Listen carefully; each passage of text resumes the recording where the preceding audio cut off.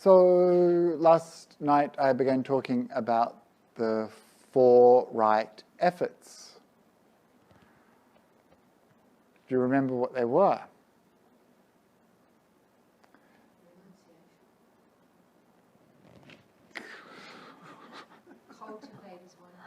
Cultivate is one of them. Very good. It's hard to remember stuff, right? Imagine 2,500 years ago, the Buddha is giving a teaching. You got one chance, only one chance to remember it. Then you've got to go away into the forest. You don't have your phone. You don't have a book. You can't trust your friends. They're just as bad as you. So it helps us to really pay attention to these teachings. Who knows what could happen when the apocalypse comes? It could be next week, could be the week after, it'll be Mad Max, but without petrol. And then what are you going to do? That's when we're really going to need the Dharma, right? So the 4 right efforts are, there's 2 halves to them, right? The first is the unwholesome, the second is the wholesome. The first right effort to do with the unwholesome is to prevent unarisen, unwholesome thoughts from arising in your mind.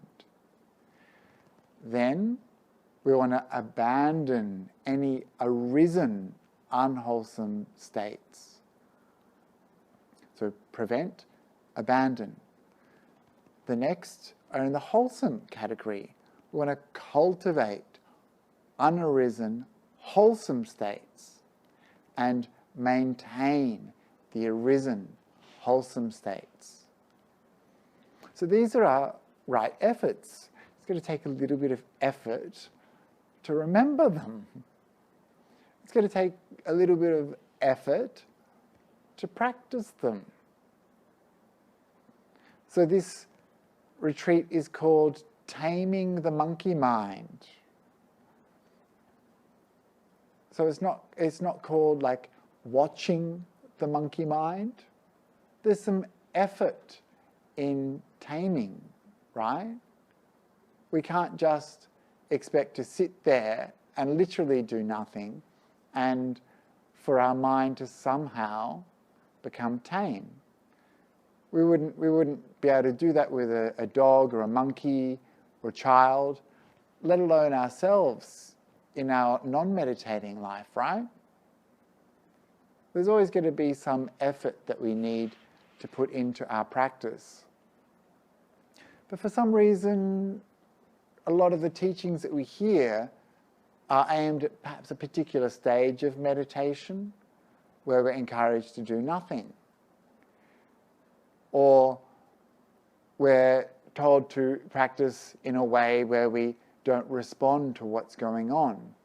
Perhaps there's some hope there that our mind will eventually figure it out. But for most of us, it doesn't seem to work that way. Or perhaps we learn a little bit, we see a little bit, but our progress is not swift and it's not very profound, it's not life-changing, it's not wisdom-making. So there's a sutta that I love, and I remember when I read this sutta for the first time, I was like, well, that makes much more sense.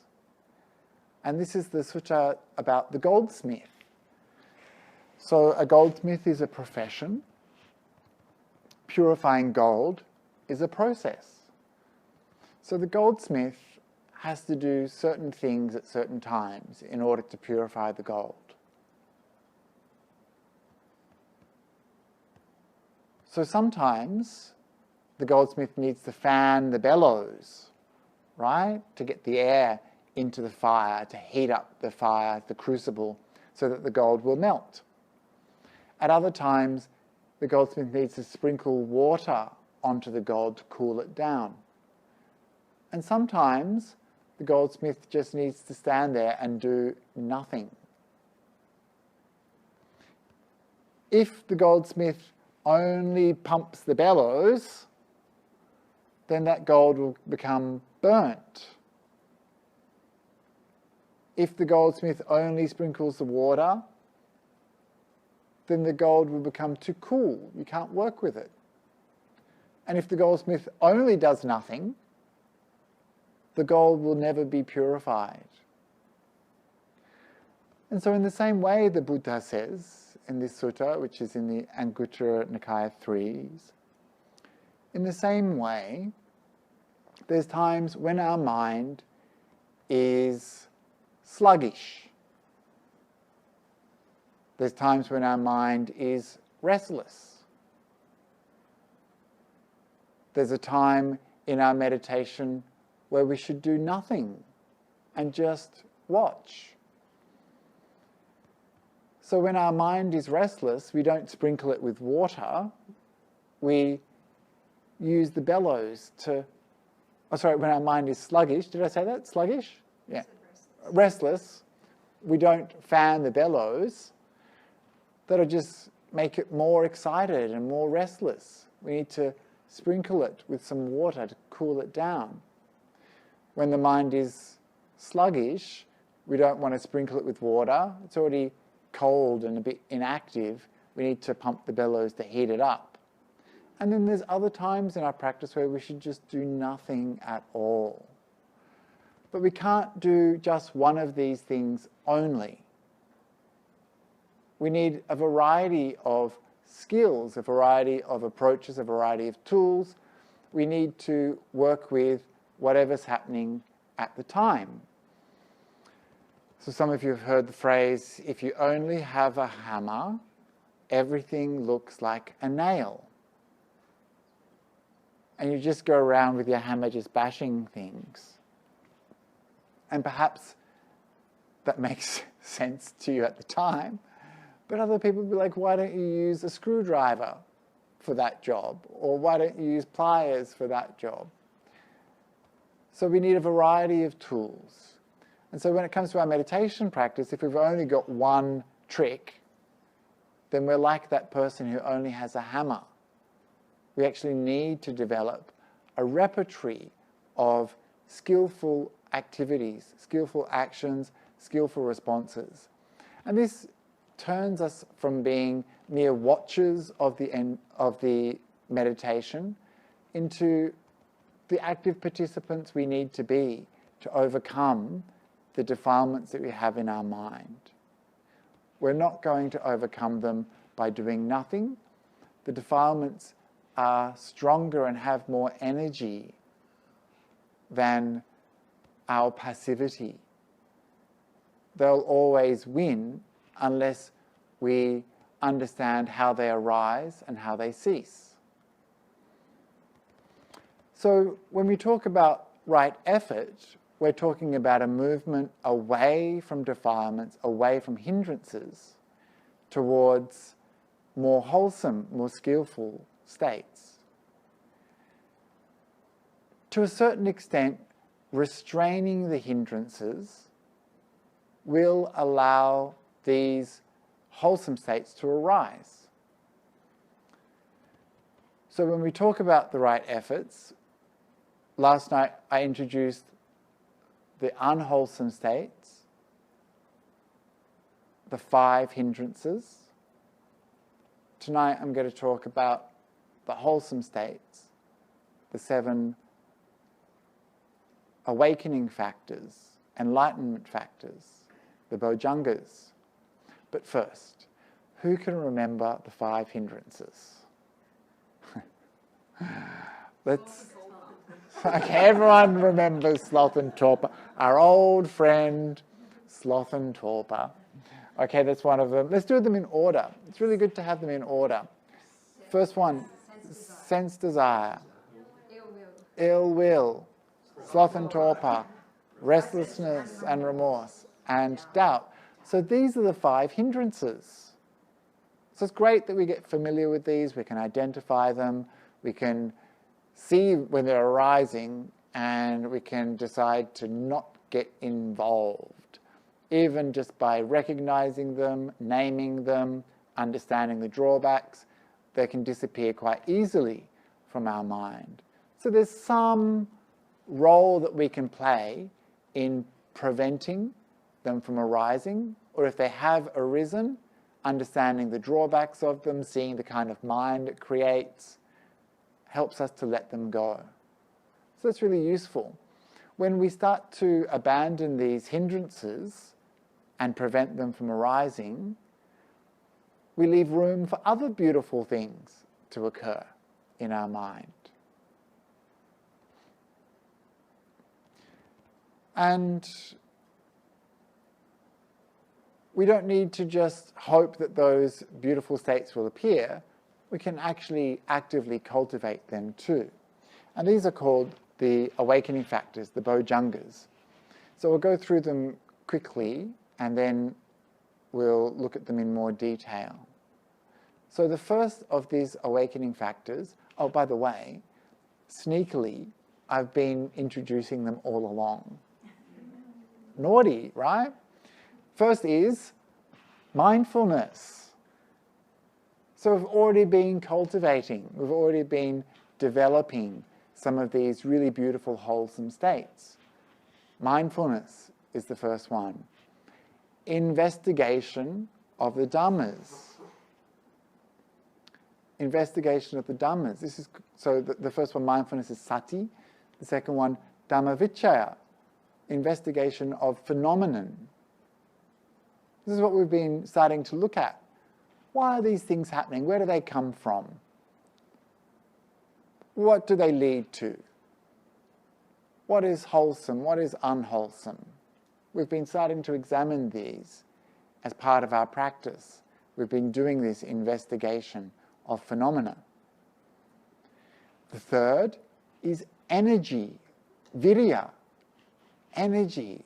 This is what we... energy is firstly related to right effort, but it's also something that naturally occurs within us when we have, when the hindrances are starting to become weak. Energy naturally comes into the mind, kind of fizzes up within us. And it's also related to things like persistence and diligence in our practice. But there's a very natural kind of energy that comes when the mind is freed from too much thinking and other activities. I'll talk more about that in a second. The fourth awakening factor is rapture, piti. Rapture is like beautiful feelings in the body and mind. The fifth is passaddhi, tranquility, serenity. The sixth is samadhi, deep meditation. And the last is upekkha, equanimity. So these are the 7 factors of awakening. Should we go through them again? Sati, mindfulness. Dhammavichaya, investigation of phenomena. Virya, energy. Piti, rapture. Passaddhi, tranquility. Samadhi, stillness, deep meditation. Upekkha, equanimity. So these 7 things are the Bojjhangas. Bojj is this part of the word comes from enlightenment, bodhi, Bud, in the ancient language of Pali. And the anga means like a part of, a factor of, kind of like a limb of something. And so these Bojjhangas, the Buddha talks about them like the rafters of a roof. They slope towards enlightenment. They lead towards enlightenment. They only go one way to enlightenment, like something falling off a roof, right? Shoo.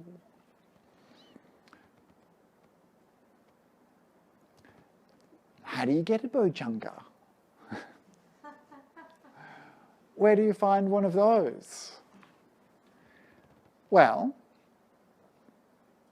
the forerunner of the awakening factors is right, wise attention.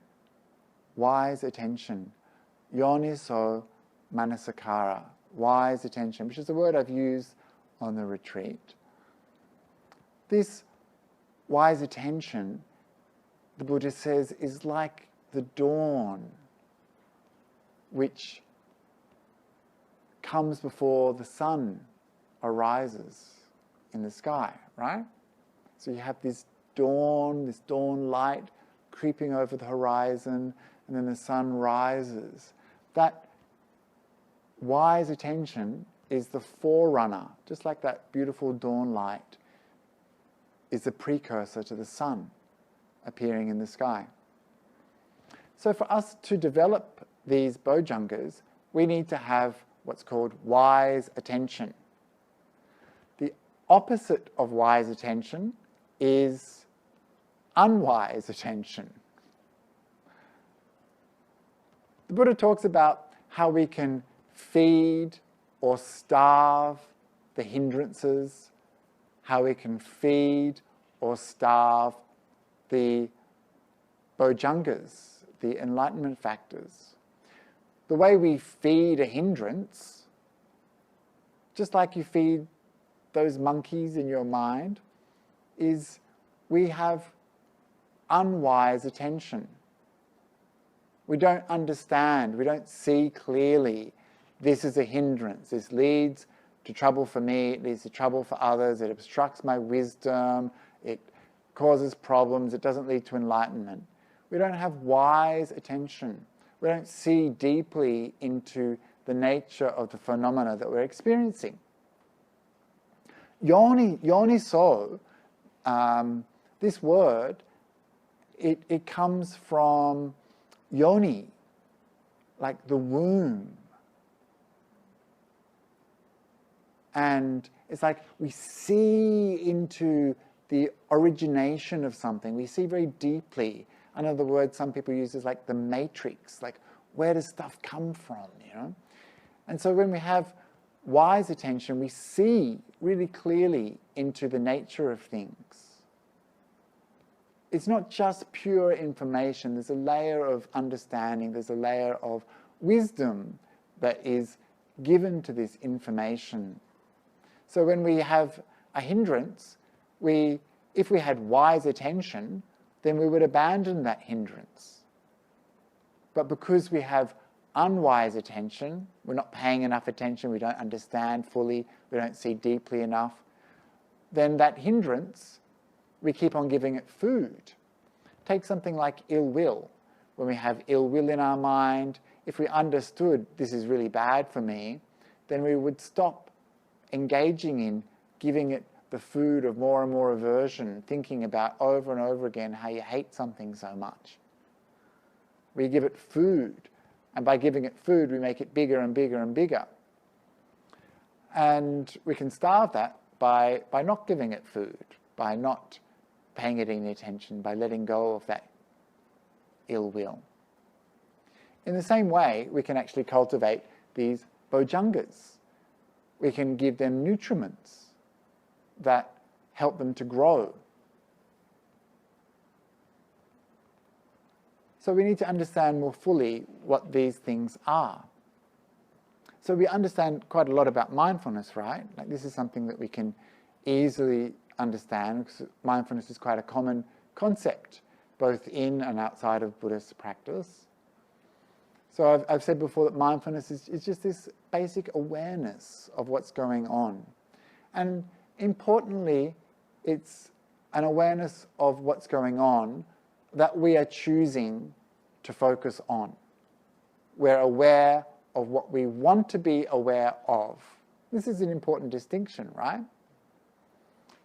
It's that thing about, are we watching the monkey mind or are we taming the monkey mind? If we're just sitting there watching it, then sure, we can be mindful of what's going on, but we're like, okay, mindful of now my mind is thinking about shopping or chocolate cake.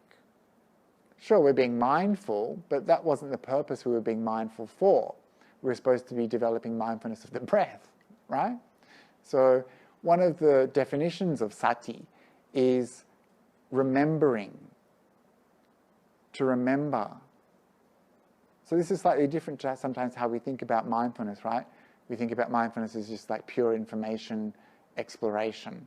But one of the definitions, one of the ways that we can understand mindfulness, sati, is to remember what it is we're meant to be doing, right? Pretty hard. So this is an important aspect of sati, mindfulness. So we can grow mindfulness by doing things like having sense restraint, by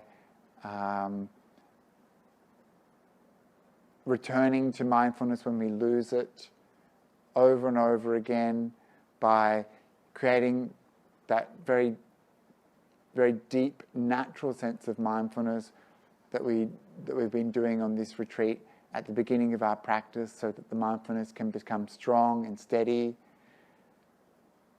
And so that mindfulness should always be at the beginning of our practice. We should develop that mindfulness. And doing that, we're actually cultivating our very wholesome state. We're able to see what's going on right here, right now. So it's very useful, that information. The next enlightenment factor, Dhammavicaya, is understanding the phenomena that is occurring in our mind. So this is things like understanding the hindrances, this is understanding how they arise, how they cease, what they do to us. We're applying a level of investigation which is similar to the yoniso manasikara in some ways, that wise attention, that this investigation has some wisdom aspect to it, has some penetrative investigation. We're really trying to see what is going on here. Effectively, we're looking at cause and effect, how this thing leads to that, how wholesome things occur, how unwholesome things occur, how we develop wholesome things, how we abandon unwholesome things. We're investigating. And so again, this is a kind of important part of our practice that often people don't do. They just allow the practice to wash over them, not really participating in it, not really interested, frankly, in what's happening, just waiting for it to be over. Very passive, very unengaged with their own meditation. But we need to have this quite active component of investigation if we want to make progress. Otherwise, it's just stuff happening. We're not in tune with it, we're not aware of it, we don't understand why things are happening, how things are happening, and how we can influence a different way for things to occur in the process of meditation. So this is a really important part of our practice. And then we have the third awakening factor of virya, energy. So this is really good to know that there is this stage of meditation where it kind of just bubbles away, like you're on cruise control or something.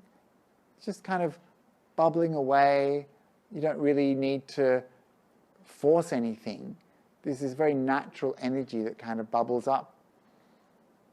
And it bubbles up because you have started to understand and abandon the things that block the energy.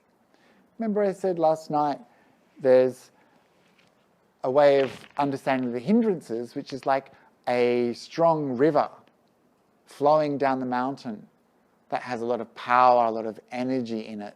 But people come along and put irrigation ditches along both sides. And so all the water flows into those ditches. That power, that energy of that river is weakened. And our mind is like this. When we have a lot of thinking, a lot of distraction, a lot of defilements, those hindrances in the mind, then they are weakening our energy, our mental energy. They're sapping our strength. The Buddha also said that the hindrances are like a creeper vine which strangles its host, right? Eventually takes over, and that poor tree that was there before is completely cannibalized by the creeper vine. And so when our mind is full of hindrances, which for most of us is pretty much all the time, right? Then the energy of our mind is severely compromised. That's why when you come away on retreat and you start to get a little bit peaceful, those hindrances are starting to drop away, then you suddenly have so much more clarity in your mind, so much more power in your mind. And you're like, yeah, you're really in the zone. Everything's just buzzing away nicely. So this is a very dangerous stage of meditation practice, because suddenly you've got so much mental clarity and power. The temptation is to solve little work problems or to think about other things, because you've suddenly got this clarity and energy in your mind. A lot of people say, oh, you know, I had this great idea. And so people start writing down their ideas, or they start... And so, of course, what happens is that natural flow of energy, which is starting to reach a peak, will end up getting dissipated again, because they've kind of like removed the causes that allowed for that to occur in the first place, which was becoming calm and peaceful. And they've instead filled it up with a lot of distraction. So this is a slightly dangerous stage of meditation practice. When our mind feels really strong and clear, you've got to keep those causes which allow it to arise to continue. If you're like stopping those causes, preventing that energy from continuing, it's kind of like self-sabotage. You're popping your own balloon, so to speak. So the energy is very helpful, because when you have this energy in the mind, meditation is so easy that you don't require any great effort. It just flows very naturally.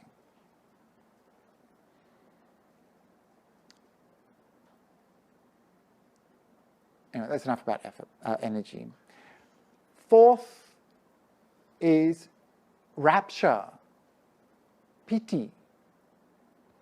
So this is one of the things that really got me excited about meditation. When I first experienced it, I was like, what on earth just happened?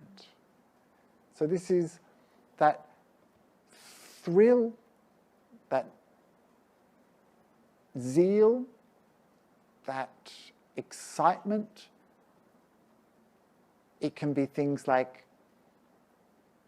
goosebumps.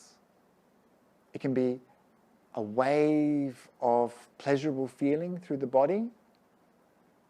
It can be throbbing, an intensely pleasurable throbbing. It can be a feeling like the body is being lifted up or moved back and forth or side to side. There's this beautiful stage of rapture where it's like a shower of blissful feelings is being dropped over your head, and your whole body is tingling and feels so nice. So this is piti, piti, P-I, a long I, T-I, piti. rapture is one word. I think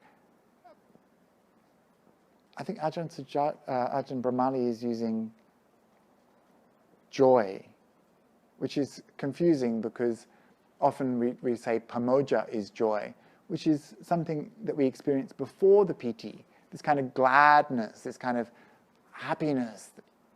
And piti is much more exciting.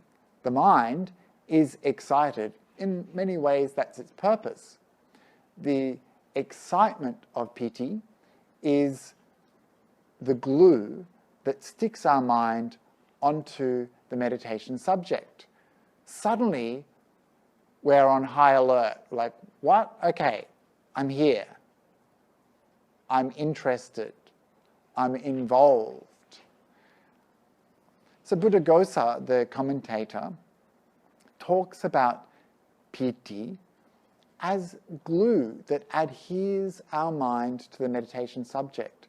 So when we have this sense of thrill or excitement in our body and mind, then we're very engaged in the meditation process. You can't not be. You're having a good time. You're having a good time. You want to stay there with that meditation subject. Piti always comes with sukha, bliss. And so often we see these words together, piti, sukha. Sometimes they're separated out. Sometimes when we see piti, we should understand, like in this list, that the piti comes with sukha, the rapture comes with bliss. And the bliss is a slightly different flavor to the piti. The piti is quite rough. It's exciting, moves you. The bliss is a bit more refined, a bit more sublime. Buddhaghosa described it as a person who is lost in the desert, really hot, thirsty, like us, right? Hot and thirsty, and they see someone coming towards them who looks like they've just had a nice cool bath. And they're like, yes, I just came from that oasis over there. You're excited, right? Oasis over there. You're interested. This is the piti. Okay, now I'm interested. And you go towards that oasis. Then you sink into that cool water. This is the piti mixed with bliss, right? We're enjoying this experience. There's that anticipation and thrill, and then there's also that beautiful, rich, deep, more refined enjoyment. And then after you bathe, you lie down in the shade of the tree on the shore, and you're clean and cool. And this is the more subtle aspect of the bliss. So this is how Buddhaghosa separates out that bliss, which comes together. So you can have piti with sukha, but you don't always have sukha with piti. The sukha is more refined. It comes after that initial thrill and excitement. And that piti is quite coarse and quite rough. When you see it in your own practice, sometimes the piti can be so much, so strong, you're just like, I don't want it anymore. It's too much. It's too agitating. My mind is a little bit too mixed up. It's too much energy in that piti. And so you drop it a little bit and you just go for the more sophisticated pleasure of the bliss. So anyway, so this is piti, the fourth factor of the awakening sequence. And then there is passaddhi, tranquility. So this tranquility, again should be understood in its full context. Yes, there's a serenity of mind, a tranquility of mind, but it also has to do with the way our mind and our meditation is moving away from bodily experience to an inner experience. We're moving away from this sensory experience of the world towards a mental experience of the world. And this part of this movement is our body becomes less important. Our faculties of sense organs, our eyes, our ears, these sorts of things are becoming less important to us. We're not interested in this sensory experience. We're moving inwards. And the way we're moving inwards is through this pleasurable sequence of piti, sukha, and then tranquility. It draws the mind inwards. So this is what is often termed kaya passaddhi, bodily tranquility. So there's a sense of serenity that's starting to occur in a meditation. We've been nourished by that beautiful piti and the bliss, and we're starting to calm down. We're becoming more and more refined in our definition of pleasure.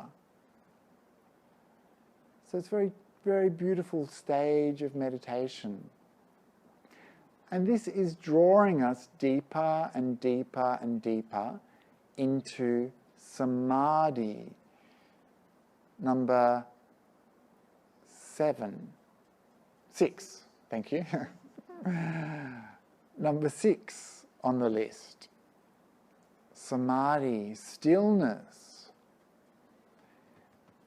This is a very deep stage of meditation where the sensory experience is completely abandoned and there's only the mind that remains. And it's an incredibly pleasurable experience of meditation, full of bliss, full of piti. It's very still, very powerful mind. And so this is a stage of meditation. And this meditation is extremely powerful, very deep, very profound indeed.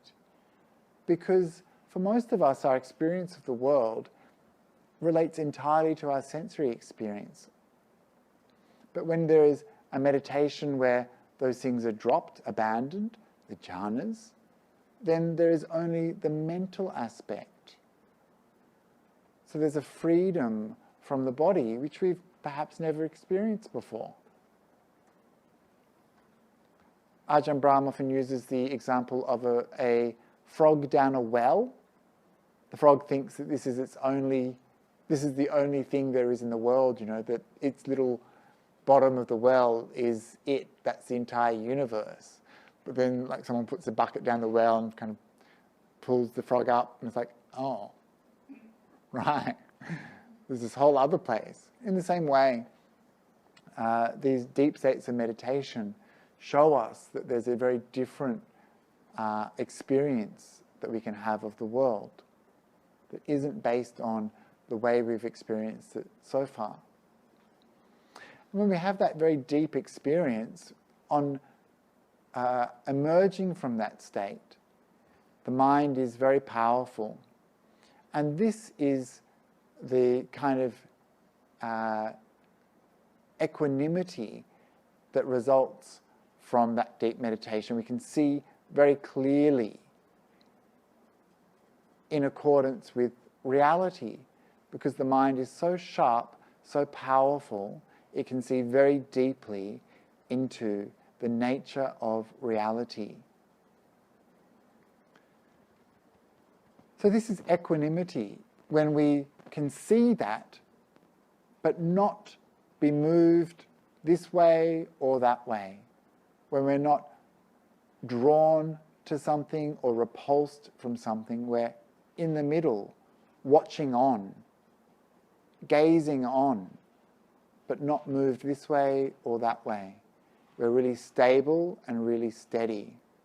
So this is the kind of equanimity you need if, for example, you have just seen into the true nature of impermanence, or you've perhaps seen into all your past lives, or the true nature of suffering.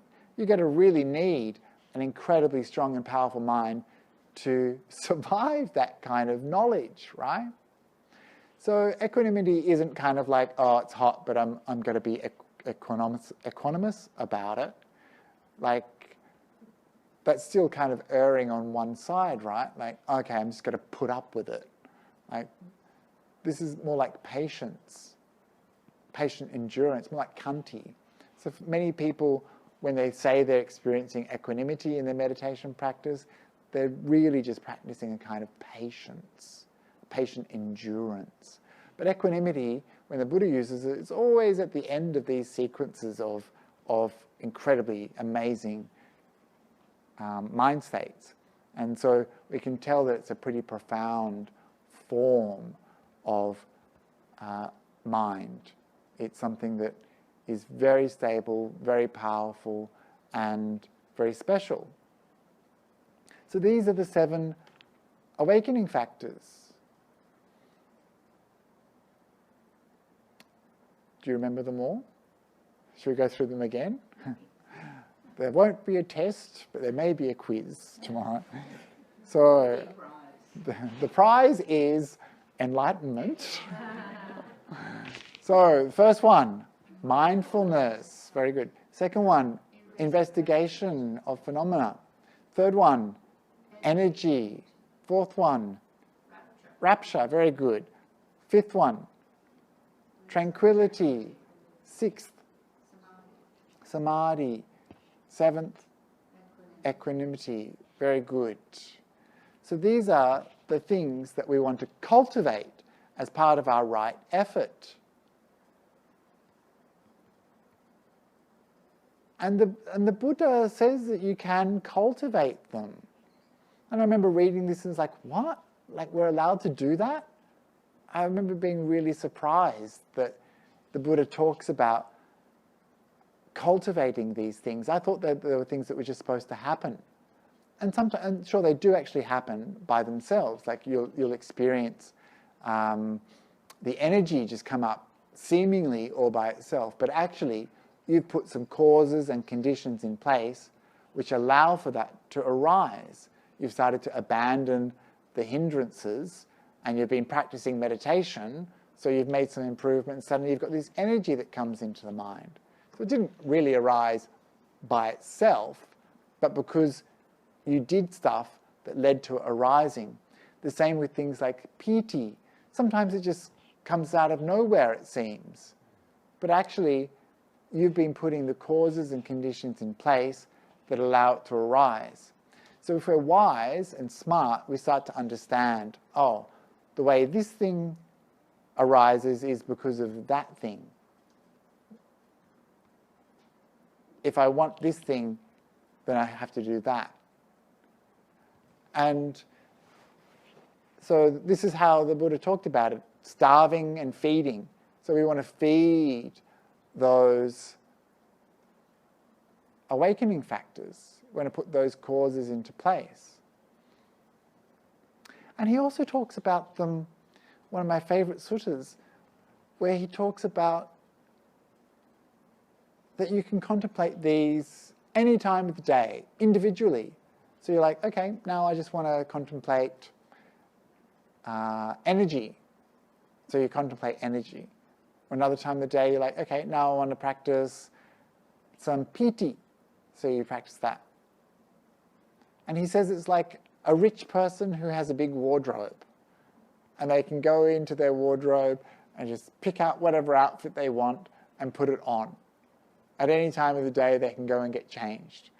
And so in this way, we see that the Buddha was actually quite flexible with meditation practice. didn't just say just do one thing. Didn't just say this is the one true meditation method, which is what everyone teaches, right? The one true meditation method. It's like, yeah, if you need to do this one, you should do this one. If you need to do that one, you should do that one. You can cultivate this one.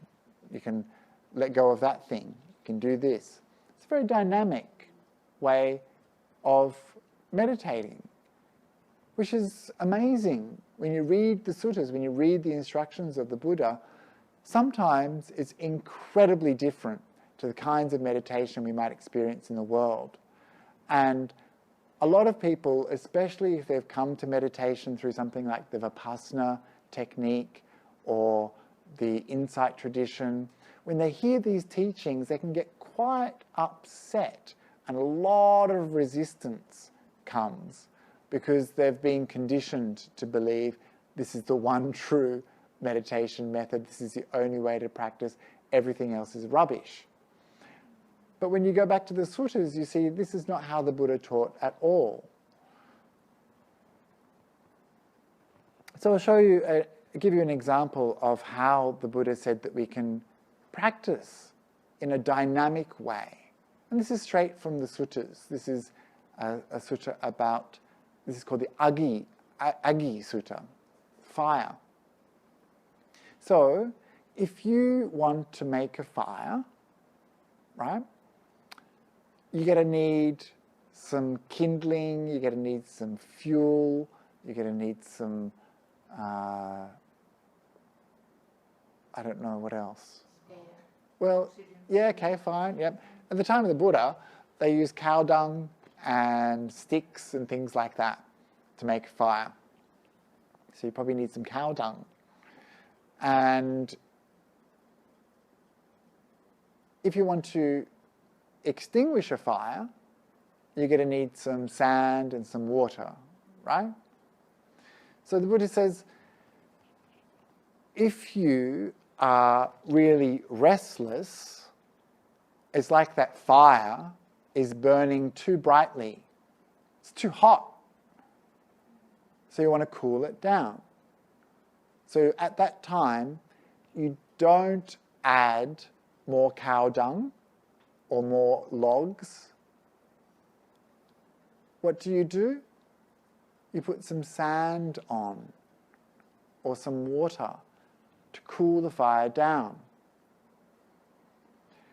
If you're feeling sluggish, sloth and torpor, at that time you don't put more water or sand on the fire. You want to make the fire bigger, right?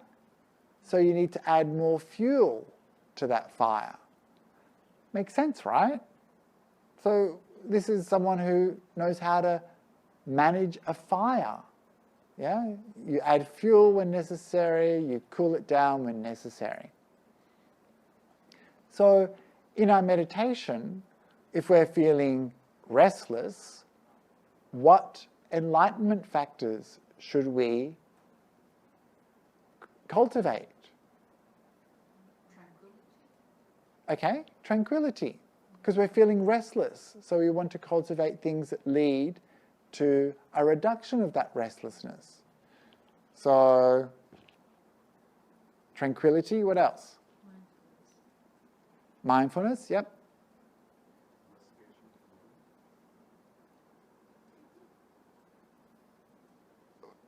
What are we feeling? Restless? Yeah, restless probably might make us a little bit more. What do you think? Might make us a bit more restless, right? It's like putting more fuel on the fire. Sorry, did you say pity? No, he said investigation. Yeah. What about pity? Would pity help? No. Too much, right? Yeah, so what's left? So we've got samadhi, equanimity, and what was that? You wouldn't put energy. No, see, we get it right. We can make a fire and we can make our meditation work. So yes, so if your mind is restless, has a lot of energy, has a lot of activity going on, at that time you should develop tranquility, samadhi, and equanimity. So these are things that you can consciously direct your mind towards.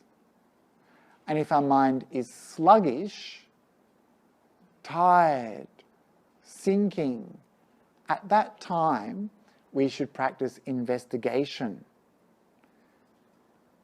energy, develop piti, to inspire the mind, to encourage it, to activate it, to get some excitement going on that keeps us in our meditation. Otherwise we're just going to fall asleep. So sluggishness, investigation, energy, piti, restlessness, tranquility, samadhi, equanimity. What's missing? What's missing from the list of 7? Let's go again. Sluggishness, dullness, drowsiness.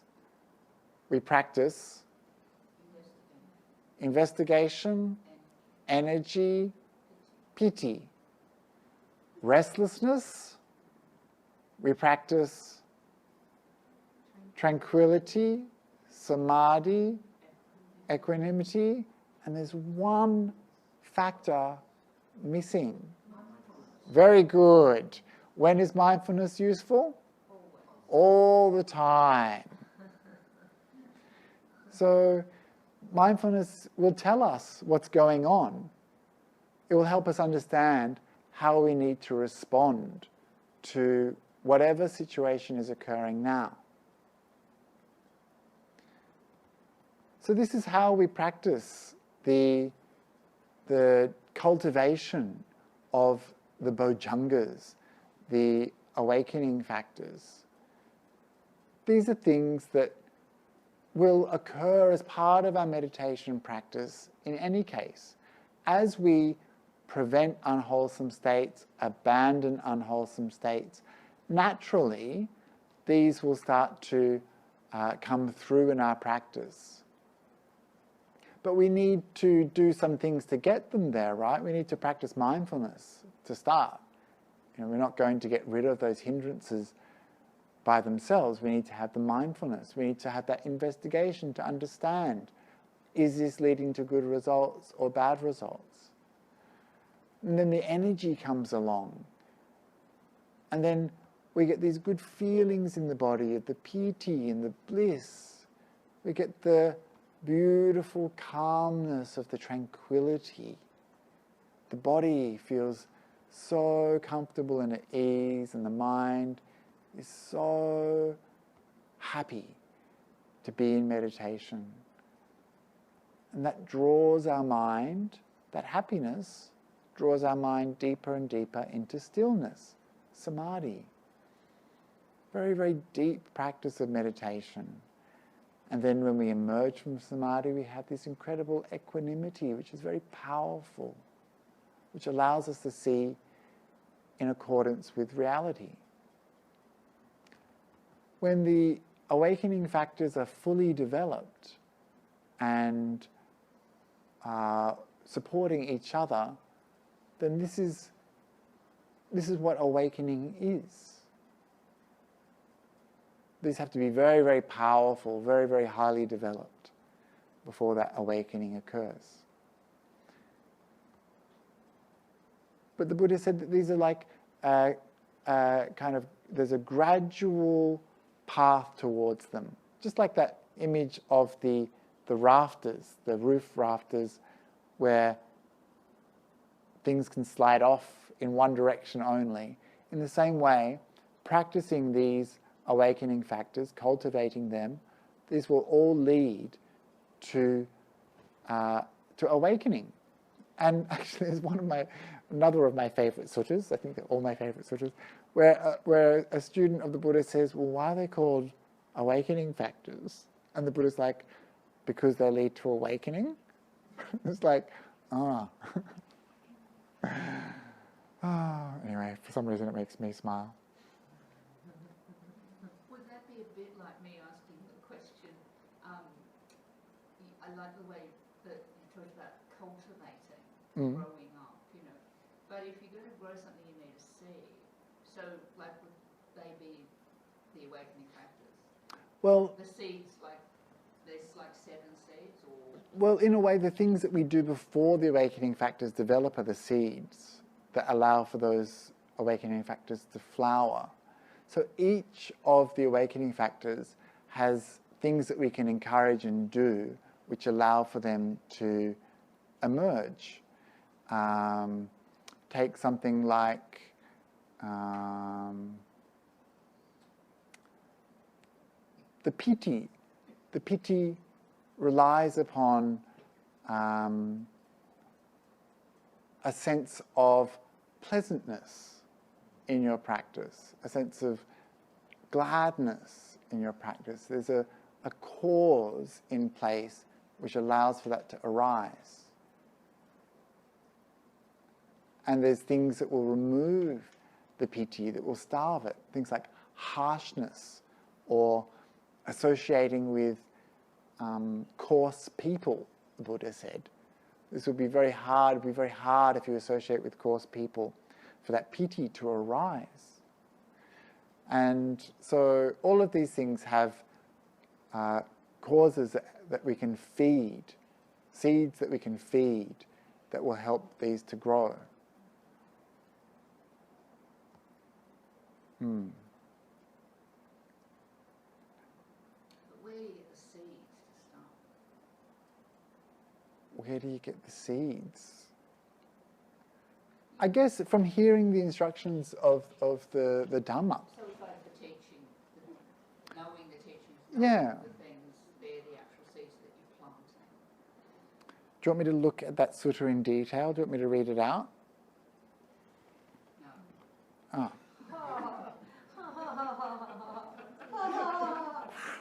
Fine.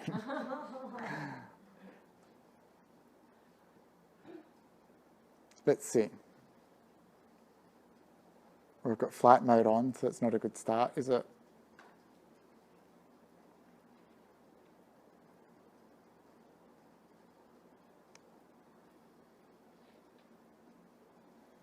I'm just gonna, yeah.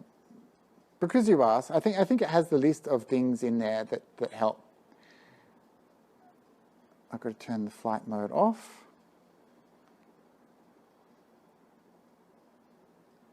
And we'll just do a quick, it's 8:30, so we'll have to make it very quick.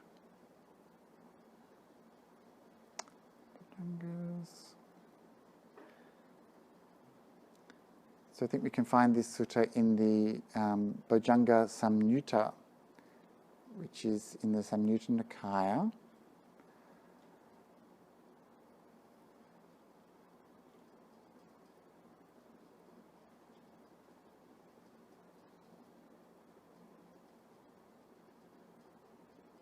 Okay, we're almost there. There's a lot of suttas, you know. It's an awful lot of suttas. Okay.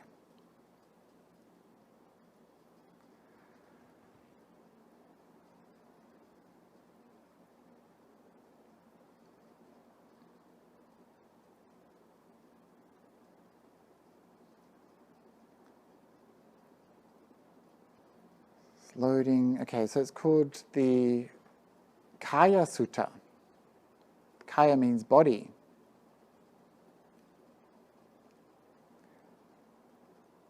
Okay, so settle in is slightly long. Actually, if you could just say the seed shop, that would probably... Okay, it would satisfy. No, but this is actually a very beautiful, and I think it helps us understand the process of meditation in our practice. So it's good that you asked. I'm glad that you asked me to read it. Here we are at Savatthi, and the Buddha says, mendicants, that means nuns and monks, this body is sustained by food. It depends on food to continue, and without food, it doesn't continue. Don't you love how the Buddha is just so insightful? Like, this is the way he's going to tell us how things keep going or stop. He says the body survives on food. Without food, the body stops. In the same way, the 5 hindrances are sustained by fuel. They depend on fuel to continue, And without fuel, they don't continue. Nice to know, right? Yeah? Without fuel, the hindrances stop, right? And what fuels the arising of sense desire, or when it has arisen, makes it increase and grow? There is the feature of beauty. Frequent improper attention to that fuels the arising of sensual desire, or when it has arisen, makes it increase and grow. So we're interested in sensual pleasures that are beautiful to us, right? Beautiful music, wonderful movies, delicious chocolate cake. So by improper attention to that feature of a beauty, by not understanding the drawbacks, etc., it grows. And the same with ill will. What is it that having arisen makes it increase and grow? The feature of harshness. Frequent improper attention to that fuels the arising of ill will, or when it has arisen, makes it increase and grow. And what fuels the arising of dullness and drowsiness? You want to know? There is discontent, sloth, yawning, sleepiness after eating, and mental sluggishness. Frequent improper attention to these fuels the arising of dullness and drowsiness, or when it has arisen, makes them increase and grow. So this improper attention is very important, right? If we saw the dangers of sleepiness, we wouldn't just go there. Like, the danger of sleepiness is that we're not going to practice. We're going to be asleep. What fuels the arising of restlessness and remorse? When they have arisen, makes them grow. The unsettled mind, a mind that is unsettled, is restless. And doubt, there are things that are grounds for doubt. So there are many things that this is a bit vague, isn't it? There are things that arise that there are things that are grounds for doubt. That's what causes doubt. Yeah, doubtful things, right? So things that we don't fully understand or know. And so the Buddha goes on to say the body is sustained by food. It depends on food to continue. Without food, it doesn't continue. In the same way, the 5 hindrances are sustained by fuel. They depend on fuel. In the same way, the 7 factors of awakening are sustained by fuel. They depend on fuel. And without fuel, they don't continue. What fuels the arising of the awakening factor of mindfulness, and when it is arisen, fully develops it? There are many things, there are things that are grounds for the awakening factors of mindfulness. So here you need to know a bit of context. So probably here we're referring to the 4 foundations of mindfulness, of the body, feelings, the mind, and phenomena. And so the Buddha is just listing these kind of broad categories here. And what fuels the arising of the awakening factor of investigation, or when it has arisen, fully develops it? There are qualities that are skillful and unskillful, blameworthy and blameless, inferior or superior, and those on the side of dark and bright. So here we see this is what we're investigating as part of our meditation practice. Frequent proper attention to them fuels the arising of the awakening factor of investigation. So here's the opposite. Instead of having improper attention, we need to have proper attention. And what fuels the awakening factor of energy? Initiative, persistence, exertion. Frequent proper attention to them fuels the arising of the awakening factor of energy. And this is true, like when we think about cultivating these things in our mind, sometimes you get a little bit of energy, and if you kind of focus on that, it grows. In the same way, when you have a hindrance in your mind, just a little hindrance comes along, and by focusing on it, it grows, right? So all of these awakening factors, we'll get little glimpses of them in our practice. If we want to cultivate them, we want to grow them. What about rapture? There are things that are grounds for the awakening factor of rapture. Well, that's a bit disappointing. We don't really get to find out more than that. But part of this would be things like the anusatis, where we deliberately cultivate wholesome states of mind, where we gladden the mind to produce joy, which deepens to become rapture. So this is things like doing the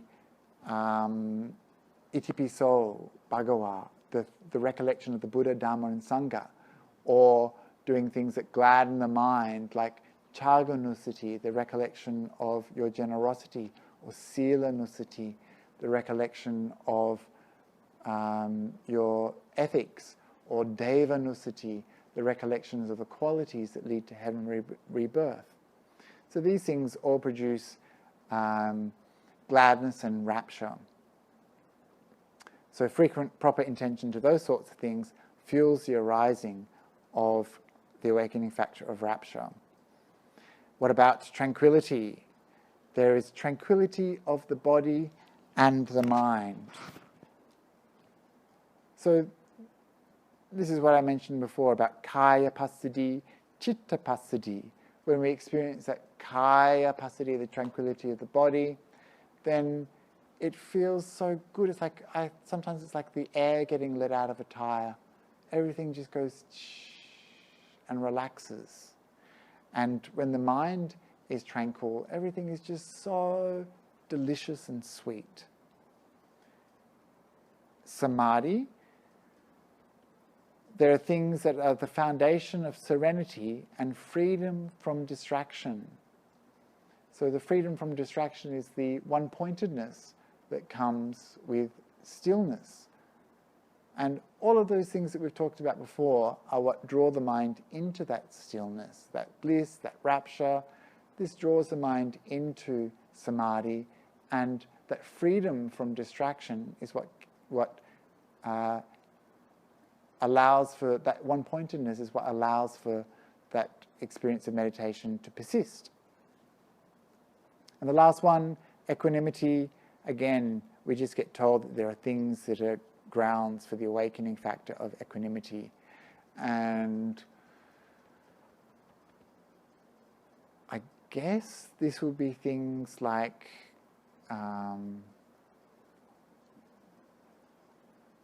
accepting the truth of things like impermanence. Venerable, do you have any ideas? I'm not really sure about this one. The 4 jhanas, or the 4th jhana, definitely. Yeah, the 4th jhana would be the seed that grows the equanimity. Yeah. So this is how the Buddha talks about these things, that we can develop them, that we can encourage them, and this is good to know for our practice. It means that if we want to cultivate and maintain these wholesome activities, then we have a role to play in doing that. So the bulk of our work, though, is going to be overcoming the hindrances, because they're the things that blocks those awakening factors from developing in our mind. So this is a little talk on the Bojjhangas and how we can use them to help train our mind as a part of that right effort that we practice. Right effort is a part of our meditation. And this is why I brought them up for you tonight as part of our Taming the Monkey Mind retreat. So I hope it will be of some use to you.